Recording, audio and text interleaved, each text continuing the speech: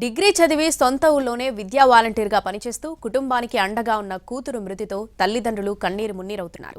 దీనిపై మరింత సమాచారాన్ని మా ప్రతినిధి చిరంజీవి అందిస్తారు.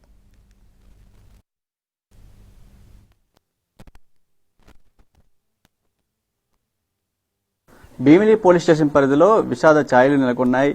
ఒక యువ టీచర్ ఆత్మహత్య చేసుకుంది. ప్రస్తుతం ఆమె ఇంటి వద్ద ఉన్నాం. ప్రేమ పేరిట ఒక యువకుడు వేధింపులకు గురి చేసి తన చావుకు కారణమయ్యాడని చెప్పి ఎవరైతే మృతురాలి తల్లిదండ్రులు పోలీసులకు ఫిర్యాదు ఇవ్వడం జరిగింది. ఈ ప్రాంతంలోనే ఆమె పురుగుల మందు సేవించి ఆత్మహత్యకు పాల్పడింది. అసలు ఈ ఘటనకు సంబంధించి అసలు ఏం జరిగింది ఏంటనేది కూడా ప్రస్తుతం మృతురాలి తండ్రి ఉన్నారు, ఆయనతో మాట్లాడే ప్రయత్నం చేద్దాం. సార్ నమస్తే అండి. అమ్మాయి చనిపోయిన సూసైడ్ చేసుకుని అసలు ఏం జరిగింది ఏంటనేది కూడా మాకు తెలియడం లేదు. ఏం జరిగింది ఏంటనేది హై స్కూల్లో మామూలు టీచర్గా వెళ్తుందండి. మేము వ్యవసాయం పని చేసుకుంటామండి. సాయంకాలం ప్రైవేట్ చెప్తుందండి 40 మంది పిల్లలకి వస్తే వాళ్ళు బ్యాగులు పెట్టుకుని వస్తారు.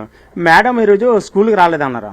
స్కూల్కి రాలేదంటే మా వాళ్ళు కింద ఉన్నారు. అంతలో మేమైతే కలంక నుంచి అయితే 5 గంటలకి 5 వచ్చామండి. అన్నికి పైకి వచ్చామండి. వచ్చేటప్పటికంటే పడుకుని నన్ను చూసి ఏడుతుందండి. ఎందుకమ్మా ఏడుతానని అడిగాను. అంటే నాన్న నన్ను బ్యాక్ వీల్ చేస్తాను అంతందండి. మరి యాక్టివ్ ఎందుకంటే బ్యాక్ వీల్ చేస్తే నేను ఉన్నాను కదా, అడుగుతాను కదా చిన్న పెద్దటి ఎవరంటే పలానా వ్యక్తి ఇలా నన్ను నువ్వు వేరే సంబంధం చూస్తాను, నువ్వు చూసినా సరే ఆ పెళ్లి నావరు వాళ్ళు ఇబ్బంది పెట్టాలా. యాంట్ల బ్యాగ్ అయితే పక్కన పడుకుందా, బ్యాగ్ అంతే తీసుకుని తెస్తాను కాదు.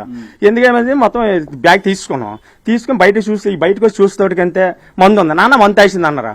అమ్మ రాయమ్మ అంటే నాన్న ఇంకెందుకు ఎక్కడే చచ్చిపోతానో రాననిసింది. అమ్మ తల్లి నేను ఎప్పుడేమో నేను ఎవరైనా మిమ్మల్ని ఏంటంటే అన్న నా పిల్లలే రాయమ్మని బతిమల్లి తీసుకెళ్ళివ్వండి. తీసుకెళ్తే చెరువు కిందకి వెళ్తాడికి నాన్న మంట వచ్చేస్తాను, నాన్న చచ్చిపోతాను, నన్ను ఇలాగ అన్యాయం చేశారు, నన్ను హింసించడానికి హింసించారు, నన్ను బ్యాక్మెయిల్ చేస్తాను, నువ్వు పెళ్లి చేసుకునే సరే నీకు అవనము అని నేను మిమ్మల్ని అన్నారండి. అంతవరకు అయిపోయిన అలా హాస్పిటల్ తీసుకెళ్లి జాయిన్ చేసేవాడి. ఎవరండి బ్లాక్మెయిల్ చేసింది? పిల్లిరాజు. అతనికి ఏంటి అసలు పరిచయం? మాకే సంబంధం లేదు. ఎవరో వాళ్ళ పని ఏదో చేసుకుని బతుకుతారు, వాళ్ళకి మాకు ఎటువంటి సంబంధం లేదు. అంతలో నా అబ్బాయి వచ్చాడండి అక్కడికి హాస్పిటల్కి.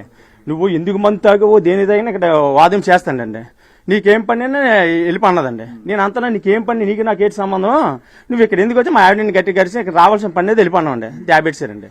మరి ఎప్పుడు జరిగింది ఘటన? ఎప్పుడు జరిగింది? మీరు పోలీసులకి ఎప్పుడు కంప్లైంట్ ఇచ్చారు? 16 జరిగిందండి కంప్లైంట్. పోలీసు అంటే ఎవరు వచ్చారు సమయంలో ఎమ్మెల్సీ వచ్చిందండి. ఎమ్మెల్సీ వచ్చింత ఒకరోజు మరుసటి పోయి మొత్తం మీటర్ చెప్పిండండి. పాప ఇలాగే నన్ను బ్యాక్ వీల్ చేస్తున్నారు, వాళ్ళతో 2 కుటుంబాలు ఇంకా వాళ్ళు కూడా ఉన్నాయండి, పేర్లు చెప్పలేదు. వాళ్ళు కూడా మొత్తం వాళ్ళందరూ కూడా వచ్చి నన్ను ఇలాగ ఏమో నువ్వు సంబంధం సార్ రైట్ చేస్తాను కానీ వాళ్ళు ఇబ్బంది పెట్టలేదు. ఇలాగ బ్యాక్ వీల్ చేస్తున్నారా, నువ్వు పెళ్లి చేసుకుని నాకు అవ్వదనేసి దాన్ని బ్యాక్ మెయిల్ చేస్తున్నారండి. ఆమె ఒకవేళ మీతో ఈ విధంగా బ్లాక్ మెయిల్ చేస్తున్నానని చెప్పి ఒకవేళ మీతో ఉండుంటే మీరు వాళ్ళకి హెచ్చరించడం ఏమైనా జరిగేదా? ఏదో 10 మందిలోనే పెట్టింది. ఎందుకు అబ్బాయి మీకు మాకేటి సంబంధం? మీ ఇదేది మా ఇదేదేటే, మీ ఇదేది మా ఇదేదేటే, మమ్మల్ని ఎందుకు ఇబ్బంది పెడతానని నేను అడుగుతానండి. నాతో ఇప్పుడు కూడా చెప్పలేదు. ఇప్పుడు ఏం కావాలి కోరుకుంటారు? ఎందుకంటే ఇప్పుడు మీ ఇంటికి ఒక పెద్ద దిక్కు చదువుతూ టీచర్ గా ఉంది ఆవిడ. గ్రామంలో ఏ కుటుంబానికి అన్యాయం చేయకూడదండి. అయితే డబ్బులు ఉన్న వాళ్ళ డబ్బులు లేని వాళ్ళు హింసించడం అది కరెక్ట్ కదా. మృతికి కారణమైనటువంటి ఎవరైతే ఆ వ్యక్తి ఉన్నారో ఆ రాజు అతన్ని కఠినంగా శిక్షించాలి, తమ కుటుంబాన్ని ఆదుకోవాలని చెప్పేసి మృతురాలి తండ్రి కోరుతున్నారు. కెమెరామెన్ సురేష్.